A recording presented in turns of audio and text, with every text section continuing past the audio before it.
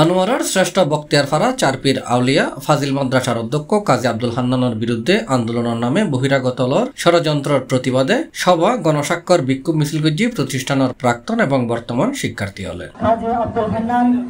সারা বাংলাদেশের মধ্যে দ্বিতীয় স্থান অর্জন করেছেন, আমরা সবাই জানি।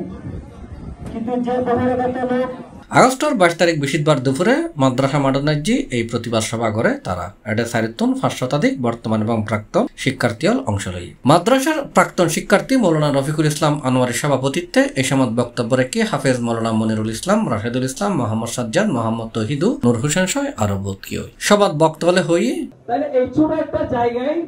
প্রিন্সিপাল শিক্ষকরা যদি অনিয়মের সাথে সংশ্লিষ্টতা থাকে, এটা সাবেক শিক্ষার্থীরা রয়েছেন আমাদের অনেক, যারা 1960 থেকে এই পর্যন্ত মাদ্রাসা থেকে পড়াশোনা করে আজকে বিভিন্ন ভালো ভালো পর্যায়ের মধ্যে চলে গেছেন, ওনাদের সাথে আপনারা মত বিনিময় করে,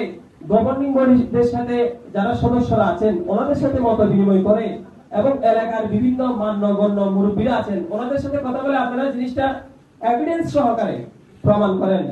নইলে কোন রাজনৈতিক প্রতিহিংসার কারণে প্রিন্সিপালকে যদি আপনারা কেউ যদি মনে করেন যে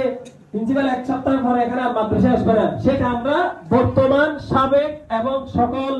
যারা যারা ওনার শুভাকাঙ্ক্ষীরা আছেন আমরা কেউ এটা বরদাস্ত করবো না, ঠিক কিনা? C+ চট্টগ্রাম।